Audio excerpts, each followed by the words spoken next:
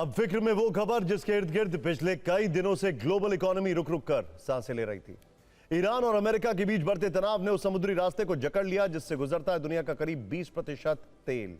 यह Hormuz straight, जहां Iran America में युद्ध छिड़ने के बाद टैंकर रुके, सप्लाई थमी और देखते ही देखते तेल के दाम आसमान छूने लगे। एशिया से लेकर यूरोप तक हर देश पर एनर्जी क्राइसिस मंडराने लगी। लेकिन अब ईरान से बहुत बड़ी खबर आई है। अब ईरान ने स्ट्रेट ऑफ होर्मुज़ को पूरी तरह खोल दिया है।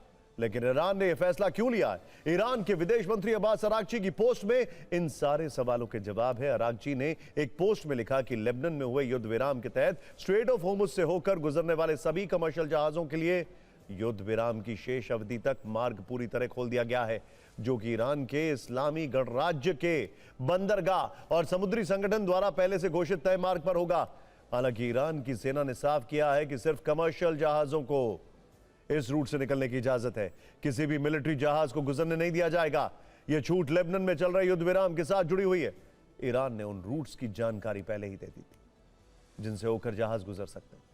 इससे पहले युद्ध और तनाव के चलते इस रास्ते पर जहाजों की आवाजाही को लेकर भारी जोखिम बना हुआ था, जिसके कारण अंतर्राष्ट्रीय बाजार में कच्चे तेल की कीमतों में अस्थिरता देखी जा रही थी। लेकिन ईरान ने कहा है कि जब तक लेबनान से सीज़फायर जारी रहेगा तब तक ये रास्ता खुला रहेगा। ईरान के इस फैसले के बाद ट्रंप ने 2 पोस्ट किए। ट्रंप ने लिखा कि ईरान ने अभी घोषणा की है कि ईरान स्ट्रेट पूरी तरह खुला है और पूरी तरह से आने जाने के लिए तैयार है।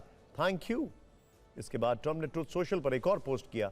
उसमें लिखा, होर्मुज़ स्ट्रेट पूरी तरह खुल चुका है और अब व्यापार के लिए सभी जहाजों के आने जाने के लिए पूरी तरह तैयार है। लेकिन ईरान के खिलाफ नौसैनिक ब्लॉकेड पूरी तरह से जारी रहेगा और लागू रहेगा। यह ब्लॉकेड तब तक नहीं हटेगा जब तक हमारे ईरान के साथ सौदा 100% पूरा नहीं हो जाता। यह प्रक्रिया बहुत तेजी से पूरी होनी चाहिए क्योंकि ज्यादातर मुद्दों पर पहले ही बातचीत हो चुकी है। इस मामले पर आपका ध्यान देने के लिए धन्यवाद। आखिरी लाइन ट्रंप की टैग लाइन है। हर पोस्ट के आखिर में लिखते हैं, thank you for your attention to this matter. लेकिन ट्रंप अपने इन्हीं तरह के पोस्ट से उथल पुथल मचाते रहते हैं।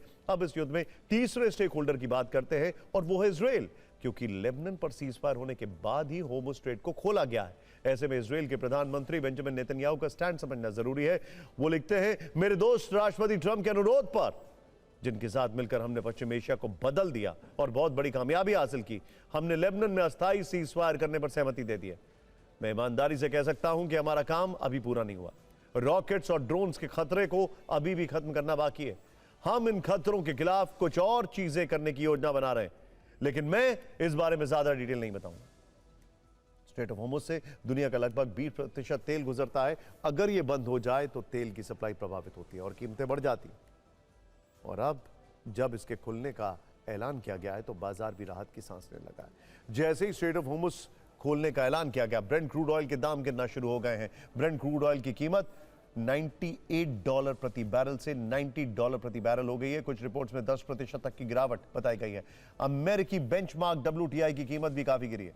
युद्ध शुरू होने से पहले ब्रेंट क्रूड ऑयल की कीमत $73 प्रति बैरल थी। मार्च में ब्रेंट क्रूड की कीमत करीब $119 प्रति बैरल पहुंच गई थी। यानी 49 दिनों में युद्ध की वजह से दुनिया के तेल बाजार ने जो कुछ सहा वो किसी यातना से कम नहीं था।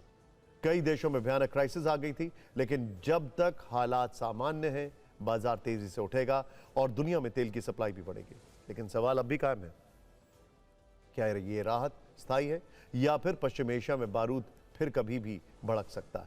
आपको एक बात बताना जरूरी है कि आज यानी फ्राइडे नाइट ऑयल मार्केट बंद हो जाता है। ये बाद में खुलेगा, खैर संडे नाइट को।